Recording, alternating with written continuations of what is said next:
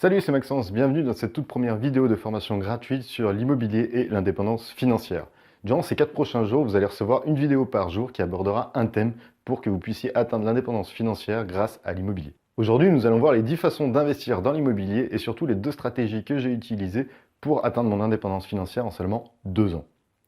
Tout d'abord, laissez-moi me présenter. Je m'appelle Maxence, j'ai 25 ans et je suis indépendant financièrement depuis mes 24 ans. J'ai pour cela seulement réalisé 3 opérations qui m'ont permis d'atteindre mon indépendance financière. Attention, je ne vous dis pas que je suis riche, je dis simplement que mes revenus sont largement supérieurs à mes dépenses. C'est ce qui m'a permis de prendre mon indépendance financière. Pour vous donner un ordre d'idée, mon salaire d'avant, donc lorsque j'étais maçon, était de 1800 euros.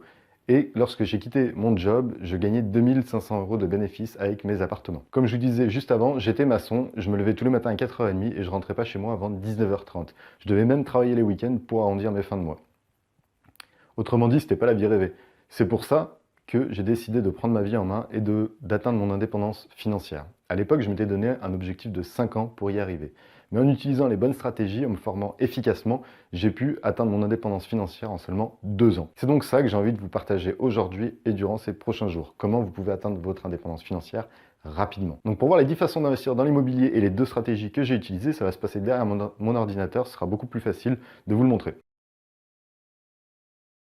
Allez, on commence avec l'indépendance financière. Donc, on va déjà lever quelques croyances. Indépendant financièrement ne veut pas dire riche. Il y a une grande différence, c'est que devenir indépendant financièrement, on peut le devenir en gagnant 2000 euros par mois. On ne pourra pas devenir riche en gagnant 2000 euros par mois. Voilà, la différence, c'est que être riche, c'est pour moi générer plusieurs millions. Être indépendant, on peut générer quelques milliers d'euros et devenir indépendant financièrement. Maintenant, pour devenir indépendant financièrement, il faut se créer des passifs. Donc, qu'est-ce que c'est la différence entre passif ou actif? Des revenus passifs, ce sont des revenus qui travaillent tout seuls. Vous n'avez pas besoin d'intervenir dans le processus pour générer de l'argent. C'est par exemple des loyers. Des loyers, vous mettez une personne en place dans un local, dans un bien, et il vous payera en automatique. Un actif, c'est quand vous échangez du coup votre temps contre votre argent. Vous êtes obligé d'être là et de produire un effort pour créer un actif et pour créer une source de revenus. Donc, pour devenir indépendant financièrement, il faut créer des revenus passifs. Ensuite, combien faut-il gagner? C'est ce qu'on va voir juste après là. On va faire le point sur combien il faut gagner. Comme je vous disais un peu plus haut, indépendant financièrement, ça ne veut pas dire riche. Donc, pour savoir combien il faut gagner, il faut savoir combien vous dépensez chaque mois et viser plus haut. Vous allez essayer de générer plus que ce que vous dépensez pour devenir indépendant financièrement. Admettons, vous dépensez 1500 euros par mois de charges diverses. Si vous êtes à 2000 euros de récurrence, vous êtes indépendant financièrement, étant donné que vous avez un excédent de trésorerie de 500 euros par mois. Voilà, c'est aussi simple que ça. Donc maintenant, pour savoir combien il faut gagner, on va déjà voir combien vous dépensez.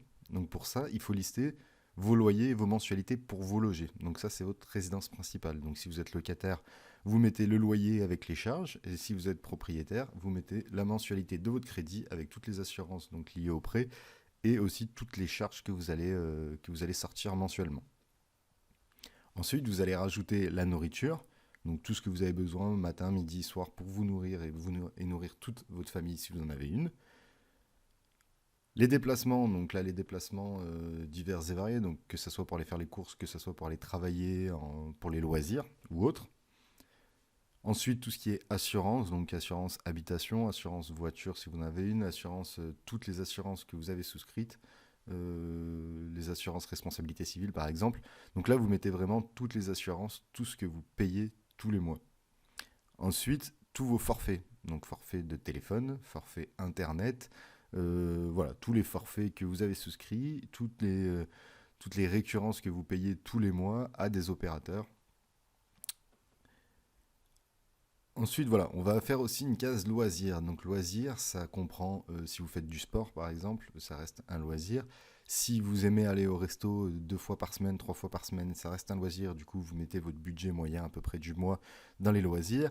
Si vous aimez faire des musées, des parcs, tout ça, vous mettez combien de fois vous faites, combien ça vous coûte par mois. Et comme ça, vous pouvez lister tout ça. Après, on a sûrement oublié certaines choses. Donc là, c'est tous les autres frais qui sont liés à votre situation personnelle. Donc je sais pas, c'est si... enfin, j'ai pas d'idée comme ça, mais si jamais vous avez des frais qu'on n'a pas stipulés là-dedans, vous les mettez dans les divers frais. Donc ça peut être pas mal de choses en plus, suivant votre situation personnelle. Pour ma part, une fois que j'avais fait ça, je m'étais rendu compte qu'il me fallait 1800 euros tous les mois, enfin que j'avais 1800 euros de charge. Donc je suis parti du principe que dès que je dépasse 1800 euros de revenus, donc de loyer, de bénéfices mensuels avec tous mes investissements immobiliers, je pourrais devenir indépendant financièrement.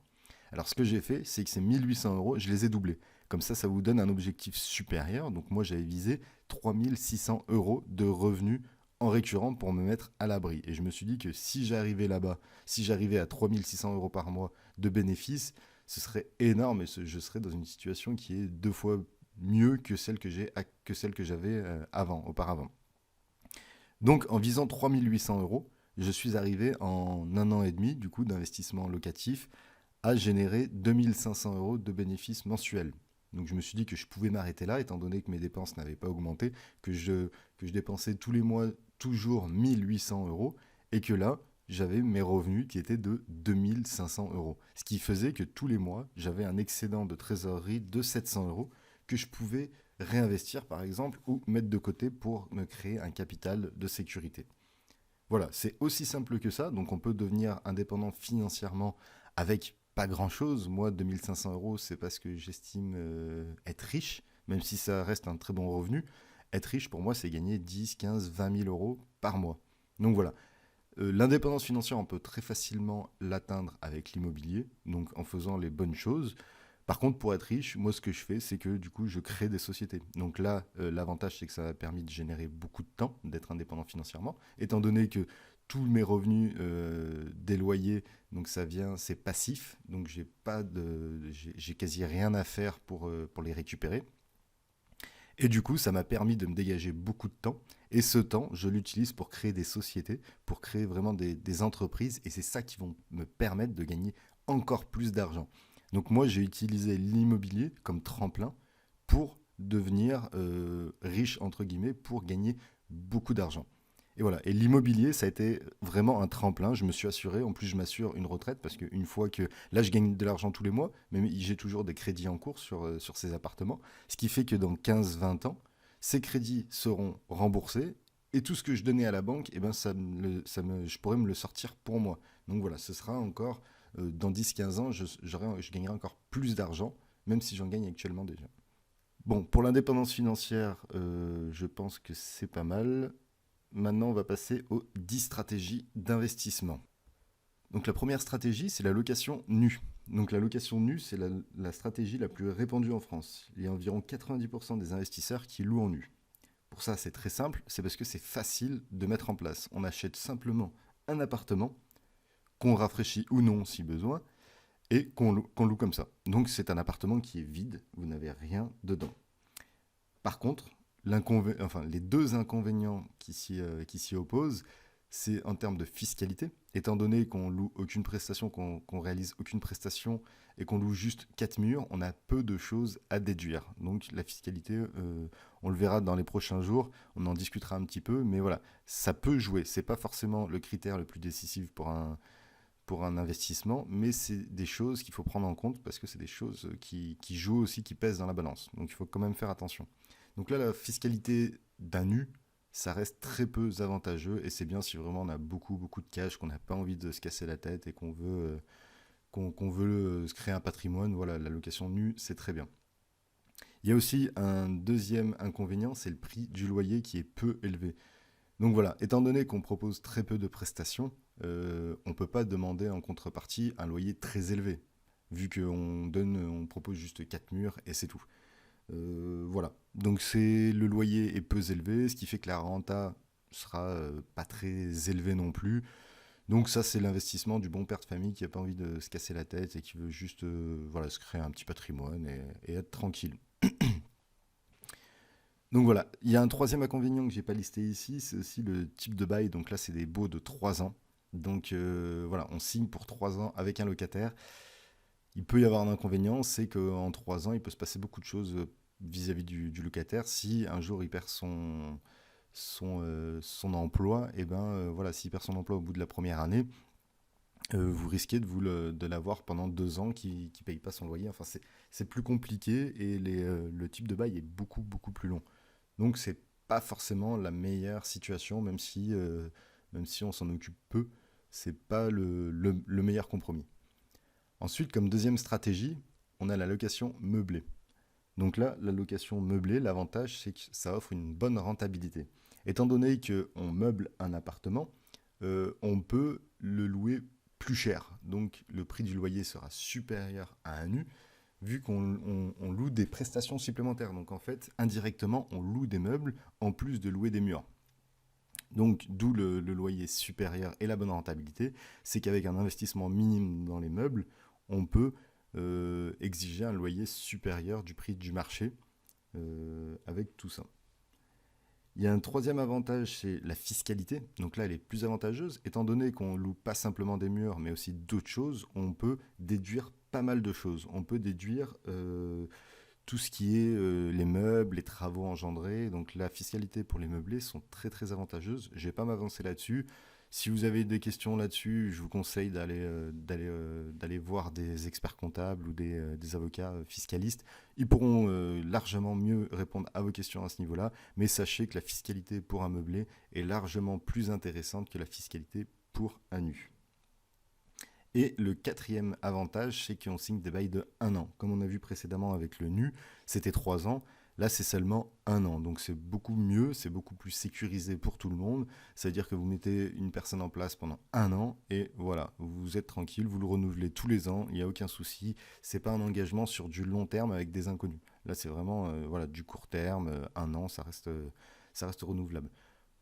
Bon, on va dire que l'inconvénient, c'est qu'on s'y investit plus, parce que voilà, il faut y aller peut-être une fois par an ou un peu plus. Mais voilà, la fiscalité est beaucoup plus avantageuse, les loyers sont supérieurs et du coup, la renta est bien meilleure que de la location nue. Donc si vous avez quelques heures par an à y consacrer, allez-y, foncez dans la location meublée, c'est largement plus intéressant que la location nue. Alors là, vous avez la troisième stratégie, c'est la location courte durée. Donc la location courte durée, c'est comme le meublé, sauf que c'est des baux qui sont beaucoup plus courts. Le meublé, comme on avait vu précédemment, c'était 1 an. Là, la location courte durée, on peut mettre un mois, on peut mettre une semaine en durée, on peut mettre même une nuit si vous le souhaitez. Donc c'est un peu ce qui est à la mode sur Airbnb ou Booking. Donc c'est vraiment, on loue un appartement tout équipé et en très courte durée. Donc le gros avantage de ça, c'est que c'est très rentable, étant donné que on propose un service supplémentaire, donc ce qui est des très courts séjours, on peut se permettre de louer plus cher par rapport au tarif de la nuit que le tarif que vous allez avoir sur 1 an. Donc voilà, ça reste une opération très très rentable. En plus, on a la possibilité de se dégager un revenu assez rapidement si c'est bien ficelé. Mais en inconvénient, c'est que ça demande du temps. Du temps au moins au début pour lancer la machine. Après, on peut facilement l'automatiser avec pas mal de stratégies. Mais voilà, il faut savoir qu'au début, ça demande un peu de temps pour lancer la machine. Voilà, quand je disais c'est très rentable, c'est qu'on peut facilement atteindre les 20% de rentabilité brute. Donc après, c'est vrai qu'on a plusieurs frais à déduire. Mais voilà, là, c'est vraiment quelque chose de très puissant et de très intéressant financièrement au très court terme. L'inconvénient, ce qu'il faut faire attention, c'est les nombreuses démarches administratives. Vous pouvez ne pas les faire, ça c'est à vos risques et périls, mais si vous souhaitez être dans la légalité, il faut quand même faire pas mal de démarches, notamment pour les villes de 200 000 habitants. Il faut faire une déclaration à l'urbanisme, donc c'est soit la mairie, soit l'urbanisme suivant la taille des villes. Pour Lyon, c'est l'urbanisme, et là il faut faire un changement de destination, un changement d'usage, il faut vérifier que vous avez bien la possibilité de le faire dans la copropriété. Donc voilà, il y a pas mal de choses à voir en amont. Donc d'un côté, on n'a rien sans rien. Certes, c'est très rentable, mais maintenant, surtout l'État commence à ficeler un peu la chose. Vous aurez d'autres démarches maintenant pour déclarer les revenus qui vont arriver prochainement. Mais voilà, c'est pas très grave parce que du coup, plus il y aura de démarches, moins il y aura de concurrence parce que plus il y aura plus de personnes qui qui n'oseront pas le faire, qui ne voudront pas le faire, qui ne voudront pas payer encore des impôts supplémentaires. Du coup, vous aurez sûrement moins de concurrence. Donc moi, je vous conseille de faire toutes les démarches administratives le mieux, voilà, que vous soyez en règle le plus vite possible dès que vous lancez la machine pendant que vous êtes chaud. Et comme ça, après, vous êtes tranquille sur le long terme et vous ferez partie des exceptions qui acceptent de faire les démarches et qui vont continuer dans la durée. Après, la quatrième stratégie. Donc là, c'est une stratégie très puissante pour dégager beaucoup de capital. Donc c'est l'achat-revente. Donc l'achat-revente, comme je vous disais, ça permet de dégager beaucoup de cash sur une courte durée. Donc l'idéal, c'est voilà, en un an, on achète un appartement, on le rénove ou pas. Souvent, des fois, c'est tellement une bonne affaire qu'on a juste à l'acheter et le revendre. Ou sinon, on le fait des travaux, on le rénove, on le décore et on le met au goût du jour. Et après, on le revend avec une plus-value. Donc ça, c'est idéal soit pour débuter quand on n'a pas d'argent, soit pour se faire du cash pour rembourser ses prêts, solder un peu ses prêts et diminuer son endettement vis-à-vis de la banque. En plus, l'avantage, c'est si vous réussissez un bel achat-revente, ça vous donne une énorme crédibilité auprès du banquier. De nos jours, il commence à être rare de réussir vraiment les achats-reventes, de faire des très bons achats-reventes, même s'il y a des stratégies pour ça, pour y arriver à coup sûr. Voilà. Il y en a beaucoup qui perdent de l'argent parce qu'ils font pas les choses comme il faut. Donc voilà. Mais si vous réussissez, ça vous donne une très très grosse crédibilité auprès du banquier. Ça, le banquier, il va vous voir arriver en un an, vous allez générer 10, 15, 20, 50 000 euros de plus-value. C'est énorme. Vous avez sûrement doublé votre salaire. Donc c'est quelque chose d'énorme, surtout que si vous le faites bien, ça peut être du cash net d'impôt. Par contre, comme je vous disais, vous avez la possibilité de perdre de l'argent si c'est mal fait. Donc voilà, il y a pas mal d'étapes à faire, il y a un processus à suivre pour être sûr de ne pas perdre de l'argent. Mais ça peut être une problématique de perdre de l'argent, c'est quelque chose qui est possible. Voilà, sur des opérations à très court terme, si c'est mal fait, vous avez des chances de perdre de l'argent. Donc, cinquième stratégie, on va s'attaquer aux locaux commerciaux. Donc les locaux commerciaux, c'est très peu connu du grand public, ce qui fait que c'est un peu la chasse gardée de professionnels. Et du coup, étant donné que c'est très peu connu, il y a très peu de concurrence pour l'achat de ce type d'investissement, ça reste quand même très rentable. Je me souviens, j'ai une affaire qui m'est passée sous le nez il y a 2 ans à peu près. En gros, c'était un investissement à 175 000 euros. On l'a acheté. Enfin, la personne qui l'a acheté a gagné 1 000 euros tout de suite de bénéfices mensuels. C'était vraiment quelque chose d'énorme. C'était un ensemble de deux locales, donc il y avait un bar et un resto. Le crédit était de 750 euros, voire 800, pas plus, et simplement le restaurant permettait de rembourser ce crédit. Et le bar générait, enfin, il y avait un bail de 1 000 euros sur le bar, donc en fait, le bar, c'était tout du bénéfice. Simplement avec le resto, on payait le crédit, et avec le bar, on se faisait du bénéfice. Donc c'était extrêmement rentable. Et du coup, voilà, c'est une stratégie qui est très rentable. En plus, l'avantage, c'est que la loi est plus en faveur du propriétaire. Donc voilà, c'est un peu l'exception. C'est vrai que tout ce qui est habitation, elle est plus en faveur du locataire, étant donné que c'est le toit de la personne qui occupe les lieux. Donc c'est vraiment sa résidence. Et si on l'expulse de cet endroit, c'est très compliqué pour la personne parce qu'elle n'a plus de toit. Donc elle se retrouve sous les ponts. Donc là, à l'inverse, les locaux commerciaux, c'est simplement que le locataire, c'est un professionnel et du coup qu'il a une activité. Donc le double avantage, c'est que c'est pas sa résidence principale, donc c'est pas son logement, ce qui fait que le juge pourra plus facilement le virer s'il y a un souci, s'il y a un défaut au niveau des paiements du loyer. Et en plus, le locataire, étant donné que c'est un professionnel, il a envie que sa boutique tourne, parce que si sa boutique ne tourne pas, donc si c'est un vendeur de cigarettes électroniques, s'il n'a plus de local, il peut plus vendre de marchandises. Donc il a tout intérêt à payer le propriétaire en premier pour pouvoir continuer à vendre ses produits. D'où l'avantage des locaux commerciaux, c'est vraiment que voilà, c'est vraiment un pro que vous avez en face de vous et qui a tout intérêt à payer et qui veut absolument éviter les impayés. Ensuite, comme sixième stratégie, vous avez les parkings. Donc les parkings, c'est idéal pour débuter. Alors comme sixième stratégie, vous avez les parkings. Donc l'avantage des parkings, c'est que c'est idéal pour débuter petit.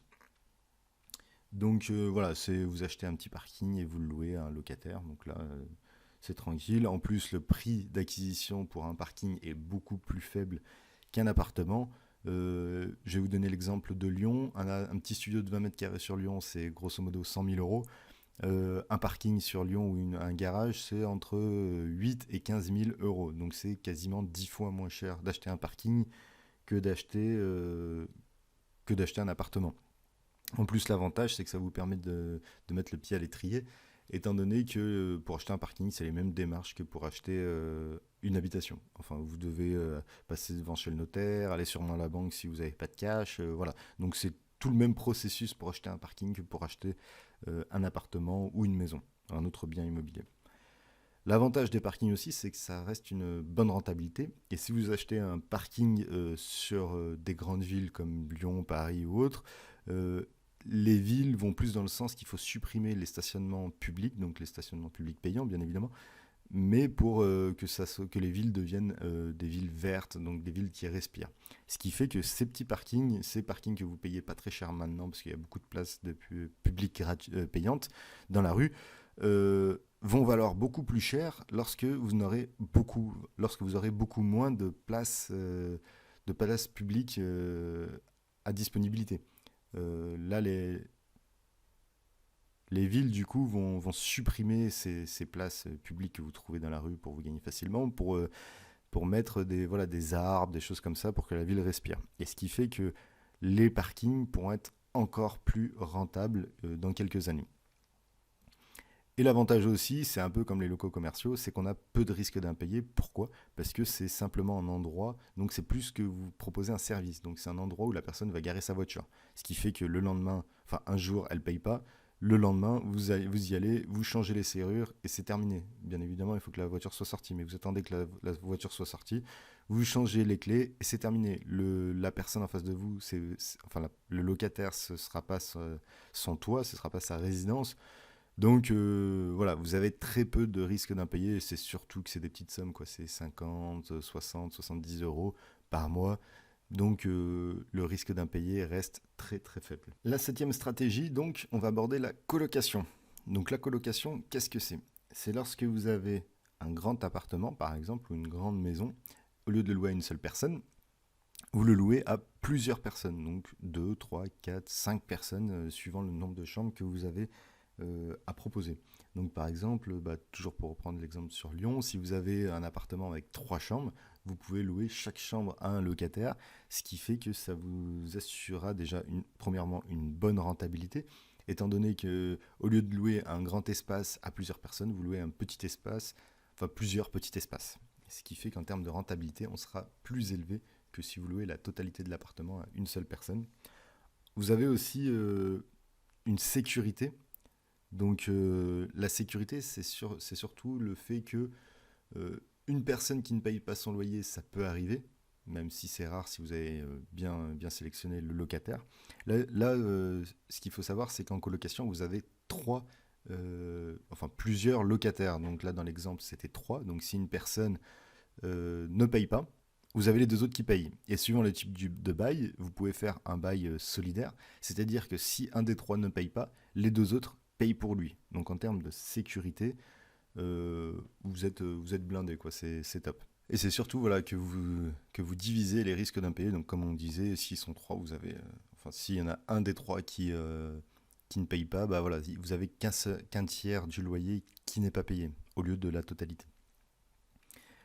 L'inconvénient de ça, c'est que si vous visez les grandes villes, notamment sur Lyon, le prix d'achat reste relativement élevé. Parce que là, on va viser un appartement de plus de 2 chambres, ce qui fait qu'on arrive vite à 200, 300 000 euros très très rapidement dans les grandes villes. Voilà. Par contre, dans les petites villes qui sont un peu moins cotées mais qui restent étudiantes, par exemple, ça peut être une très bonne opération, étant donné qu'il y a beaucoup d'étudiants si c'est une ville qui a des facs ou autre, et le prix d'achat n'est pas forcément très élevé, ce qui vous permettra sûrement d'avoir de bonnes rentabilités. Huitième stratégie, donc, c'est les bureaux. Donc là, c'est peu connu, au même titre que les locaux commerciaux. C'est un peu la chasse gardée de professionnels. C'est à peu près pareil que les locaux commerciaux. L'avantage de ça, exactement pareil que les locaux commerciaux, c'est étant donné que c'est peu connu, ça reste quand même très rentable. Donc vous pouvez avoir des bureaux qui ont une très très bonne rentabilité. En plus, l'avantage, exactement au même titre que les locaux commerciaux, c'est que vous avez des locataires professionnels en face de vous. Donc le locataire qui, qui signera le bail avec vous, ce sera son endroit où il travaillera, où il gagnera de l'argent. Donc il a tout intérêt à vous payer pour rester là-dedans, pour gagner de l'argent. Voilà, c'est l'avantage des bureaux et des locaux commerciaux, c'est vraiment que vous avez des locataires professionnels. L'avantage aussi des bureaux, c'est que vous pouvez faire la colocation dans un bureau, donc du coworking. Donc le coworking, vous avez plusieurs façons de le faire. C'est soit vous avez une grande surface, donc un open space qui est tout ouvert, avec un énorme bureau très large, et là vous mettez une chaise et vous louez une petite partie de ce bureau. Donc de ce bureau, la personne met son poste, son ordinateur et travaille, donc vous ne louerez pas très cher. Sinon vous pouvez faire plusieurs bureaux séparés. Donc là, c'est vous montez deux trois petites cloisons amovibles et vous mettez un locataire. Donc voilà, après c'est en fonction du coût, en fonction du type de clientèle que vous souhaitez viser. Mais pareil, au même titre que la colocation, l'avantage c'est qu'on divise les risques et que au lieu qu'il n'y ait qu'une personne qui paye tout le bureau en entier, vous avez peut-être 3, 5, 10 personnes qui payent chacun une partie du loyer. Donc vous minimisez les risques d'impayés et au pire, si vous avez un impayé, ça vous impacte beaucoup moins. Ensuite, neuvième stratégie, vous avez les terrains constructibles. Donc, pour les terrains constructibles, vous avez plusieurs façons de l'exploiter. Vous en avez à peu près trois. Donc, la première façon, c'est tout simplement la construction et ensuite la revente ou la location. Donc, je m'explique. Quand vous avez un terrain constructible, donc un terrain nu, vous l'achetez, vous pouvez construire une maison dessus et ensuite la revendre ou la louer. Donc ça, c'est une première possibilité d'exploitation de terrain constructible. Donc c'est construire une maison, la revendre avec une plus-value ou la louer tous les mois pour s'assurer un revenu. Ensuite, la deuxième solution, c'est de diviser et de revendre. Donc vous achetez un grand terrain constructible, vous le divisez en plusieurs personnes à l'aide d'un géomètre. Donc c'est une personne qui vient pour découper officiellement les terrains. Bien évidemment, au préalable, il faut voir la mairie ce qui est possible de faire, ce qui ne l'est pas. Donc vous achetez, vous divisez, donc vous avez juste à payer un géomètre, et après vous avez simplement à le revendre. Donc ça vous fait très peu de frais. Vous n'avez pas forcément besoin de construire quelque chose dessus, donc de payer une grosse construction. Là, c'est vous l'achetez, vous le divisez et vous le revendez en partie. Donc, si vous le divisez en trois, vous revendez trois fois trois petits terrains, trois plus petits terrains. Et pour finir, vous avez la division. Donc on en revient au même, mais au lieu d'avoir la revente, vous construisez une maison sur chaque terrain pour ensuite soit revendre la totalité, soit louer la totalité, soit revendre une partie, rembourser une grosse partie du crédit et louer le reste pour avoir un peu plus de cash. Donc là, l'idée c'est de faire venir un géomètre, il vous divise la parcelle. Sur chaque parcelle, vous construisez une maison. Et ensuite, soit vous revendez, soit vous louez, soit vous faites les deux. Donc ça, c'est très très puissant. On va dire que l'inconvénient, c'est plus le ticket d'entrée qui est très élevé, sauf pour la division revente où là, voilà, vous avez simplement acheté un grand terrain et le divisé. Mais voilà, les grands terrains, c'est assez compliqué. Enfin, c'est pas très facile, surtout dans les grandes métropoles, à trouver. Et c'est surtout le prix d'entrée qui est un peu plus élevé. Donc c'est une stratégie qui est bien une fois qu'on a un peu plus de cash, qu'on a pas mal investi. Donc ça, c'est bien pour se diversifier et aussi pour exploser en termes de renta ou de cash généré. Et pour finir, donc le dixième, c'est le meilleur, on va dire, le Saint Graal, c'est l'immeuble de rapport. Donc l'immeuble de rapport, ça propose une très bonne rentabilité. Donc pourquoi? Parce que vous achetez en gros, vous achetez beaucoup beaucoup de mètres carrés d'un coup. Il faut savoir que plus vous achetez grand, moins le prix au mètre carré est cher. Donc vous avez un immeuble de rapport, vous allez acheter plusieurs centaines de mètres carrés le plus souvent, ce qui fait qu'au lieu d'acheter un studio de 20 mètres carrés, vous allez acheter un bien immobilier qui fait des centaines de mètres carrés. Et du coup, là, le gros avantage, c'est que là, vous aurez une meilleure rentabilité. Le second avantage, c'est que vous êtes le seul maître à bord. Donc dès que vous avez tout l'immeuble, c'est vous qui décidez ce que vous voulez faire dans cet immeuble. Si vous souhaitez si vous souhaitez rénover la façade par exemple ou rénover la toiture, Vous n'avez pas à demander à l'ensemble des copropriétaires, comme ça pourrait être le cas si vous êtes dans un appartement en copropriété. Là, vous êtes le seul à choisir. Vous avez envie de faire les travaux, vous faites les travaux. Vous n'avez pas envie, vous ne les faites pas. C'est vraiment vous qui choisissez. Et ça, c'est super parce que vous pouvez vraiment faire ce que vous voulez. Ensuite, au même titre que la colocation et que le coworking, on divise les risques. Donc voilà, au lieu d'avoir un appartement qu'on loue à une personne, on a peut-être 2, 3, 4, 5 appartements avec peut-être un rez-de-chaussée, un local commercial. Et du coup, vous divisez d'autant les risques d'impayés. Donc si vous avez une personne qui ne paye pas un appartement, vous avez sûrement 4, 5 autres qui payent leur appartement et qui vous, si l'opération est bien faite, vous permettent quand même de rembourser toutes vos charges, tous vos crédits ou autres. Donc voilà, le troisième avantage de l'immeuble de rapport, c'est que vous pouvez diviser les risques d'autant. Donc le petit inconvénient, c'est seulement le coût de la rénovation qui reste élevé.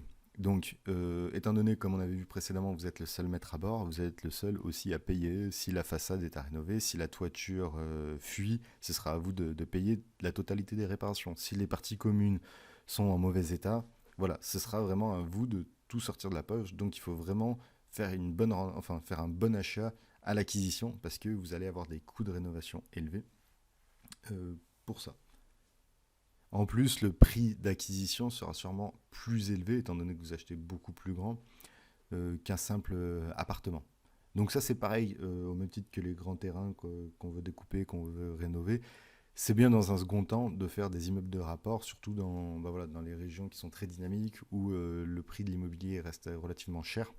C'est quelque chose qui est bien. Après, vous avez aussi des tout petits villages où là, le prix d'un immeuble peut être pas très élevé. Et du coup, autant y aller. C'est juste les rénovations qui seront au même prix que vous soyez dans une grande ville ou une petite ville à quelque chose près. Voilà pour ce qui est des 10 stratégies d'investissement immobilier. Donc maintenant, on va voir mes deux stratégies d'investissement que j'ai utilisées et qui m'ont permis en 2 ans de devenir indépendant financièrement et d'être à l'abri de tous les aléas qui peut se passer. Donc ma première stratégie a été l'achat-revente. Donc comme je vous ai dit précédemment, quand j'ai débuté, quand j'ai investi dans l'immobilier, j'avais seulement 700 euros, c'est tout. Je n'avais pas plus. Et du coup, il fallait quand même que que je me crée un fonds de sécurité, parce que si je devais compter sur mon salaire, j'aurais dû mettre peut-être 10 ans avant d'avoir 10 000 euros, peut-être pas. J'aurais attendu 3, 4 ans pour avoir 10, 15 000 euros de fonds de sécurité, de frais de notaire, pourquoi pas. Donc voilà, ma première stratégie a été de faire ça. Je ne vous dis pas que ça a été facile, parce que déjà, rien que pour trouver le financement, ça a été très compliqué. Mais voilà, à force de persévérance, on arrive toujours à son but.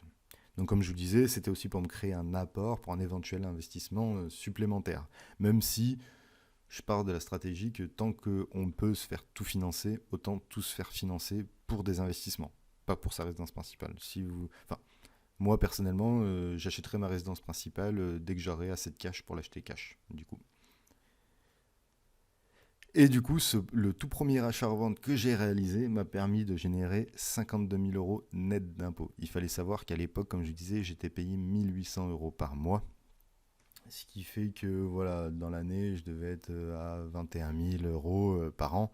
Là, ça m'a fait quasi 2 ans et demi de salaire net d'impôts. Alors pourquoi net d'impôts? Tout simplement parce que c'était ma résidence principale. Et dès qu'on revend sa résidence principale, on n'est pas imposé sur la plus-value. Donc ça, c'est une petite stratégie pour l'achat-revente qui est très intéressante parce que sinon, c'est 34,5% en tout d'impôt sur la plus-value. Donc si j'avais fait 50 000 euros, j'aurais dû déduire 17 000 euros à peu près de ma plus-value, donc ce qui reste énorme. Donc là, le fait que ça soit ma résidence principale, je les ai eus net d'impôts. Et cet argent, comme je vous disais, m'a permis de me donner une grosse crédibilité auprès du banquier, parce que le banquier, quand il voit un petit jeune qui arrive et qui fait une grosse opération comme ça, je peux vous dire qu'il vous accueille différemment de la première fois où vous cherchiez à financer cette opération.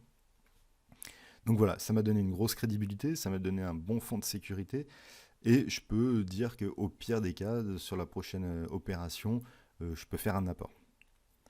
Ensuite, ma deuxième stratégie, donc pendant que l'achat-revente était en cours, donc j'avais toujours pas vendu le premier appartement, j'ai lancé la machine pour faire pour acheter 2 autres appartes en location saisonnière. Donc voilà, comme je vous disais, la location saisonnière, ça permet de se dégager un complément de revenu. Donc moi, c'était carrément un revenu parce qu'avec la location saisonnière et les deux premiers investissements, ça a permis de remplacer mon salaire actuel, étant donné que j'étais à 2500 euros de bénéfices pour 1800 euros de charges. Donc j'avais besoin mensuellement de 1800 euros pour vivre. Et grâce aux 2 locations saisonnières, je gagnais 2500 euros mensuellement. Donc à partir de ce moment-là, j'ai quitté mon job. Et voilà. Et du coup, depuis, ça fait 1 an que j'ai quitté mon job et que je crée des sociétés pour gagner encore plus. Donc ça a été réellement un tremplin pour la création de sociétés et vraiment pour la création de richesses. L'immobilier, voilà, était un réel tremplin. Au vu de ces chiffres, beaucoup de personnes m'ont demandé comment j'ai fait déjà pour commencer, pour passer à l'action, même si j'avais pas beaucoup d'argent, quelles ont été mes stratégies. Donc c'est vrai que j'ai eu énormément de demandes par rapport à ça. Donc c'est pour ça que j'ai décidé de créer le programme Investir dans l'année. Donc c'est un programme qui sera divisé en 6 modules. Chaque module correspondra à une étape de l'investissement. Donc par exemple, le premier module, ce sera sur la recherche. Le second, ce sera sur la banque, et ainsi de suite. Et chaque module, une fois que vous visionnerez un module, vous pourrez passer à l'action et vraiment passer dans l'ordre chronologique. Donc vous allez voir le premier module, ce sera la première étape qu'il faut faire pour investir dans l'immobilier et pour commencer à se générer vraiment de l'argent, du cash. Donc vous aurez au moins minimum 6 heures de formation. Il faut savoir que là, c'est l'offre de lancement. Donc il n'y a pas forcément beaucoup de... Enfin, il y a déjà 6 heures de formation. Mais je vais le réenchérir très souvent, suivant voilà, les retours clients que j'aurai. Peut-être qu'il y a des choses que j'aborderai pas. Et du coup, j'aurai des retours de clients, ce qui fait que je pourrai vraiment enrichir cette formation des retours que vous pourrez me faire. Donc voilà, vous aurez accès aussi à mon adresse mail pour m'envoyer toutes vos questions si vous avez besoin. Comme ça, je pourrai faire des vidéos explicatives dans les modules qu'il faut. En plus, vous aurez une caméra embarquée. Donc là, je me filmerai du début à la fin. Donc ce qui fait que je serai avec vous devant mon ordinateur à chercher des bonnes affaires. Une fois que je l'aurai trouvé, on appellera ensemble l'agent immobilier. On ira visiter ensemble. Donc là, je vous ferai vraiment le point de ce qu'il faut voir, ce qu'il faut valider aussi, parce qu'il y a beaucoup de points qu'il faut valider en amont et suivant votre projet. Donc là, on verra tout ça ensemble. On fera la visite de l'appartement ensemble et pourquoi pas, si c'est un appartement qui est vraiment une bonne affaire, on fera une offre ensemble. Dans tous les cas, je vous expliquerai comment faire des offres parce que du coup, je vous donnerai de nombreux documents que je mets en place et que j'ai en ma possession et qui sont très efficaces. Actuellement, j'ai aussi une activité de chasseur immo parce que durant 2 ans, je me suis créé un gros réseau d'agents immobiliers ou autres qui m'appelaient à chaque fois pour les bonnes affaires. Et j'ai énormément de documents pour être hyper réactif. En gros, dès que je trouve une bonne affaire, je peux l'acheter dans les 10 minutes qui arrivent. Avec tous ces documents que je vous mettrai à votre disposition. Donc ce sera des documents à pré-remplir, à faire valider et qui seront très efficaces et qui vous permettront de vraiment dépasser tous les concurrents. Dans tous les cas, je ne vous en dis pas plus. Ce que je vous propose, c'est de cliquer sur le lien ci-dessous qui est apparu pour voir de quoi il s'agit. N'hésitez pas à jeter un petit coup d'œil, vous allez voir, vous n'allez pas être déçus. Et dans tous les cas, je vous dis à demain pour une nouvelle vidéo. Et demain, on parlera d'achat-revente, ou plutôt comment j'ai réalisé 120 000 euros de bénéfices grâce aux achats-reventes en 2 ans seulement. Allez, je vous dis à de l'autre côté. Ciao.